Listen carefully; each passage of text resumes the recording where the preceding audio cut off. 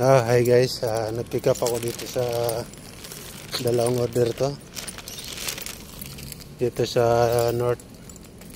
Ayan, North Residence. Dalawang order ang hatid, Pasig, yung isa sa Mandaluyong. Pero nakakita ko dito, food and drinks ang order, pero walang drinks dito. Yan na, walang drinks.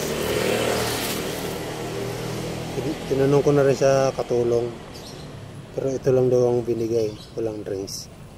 Kaya okay na yan, iatid na natin.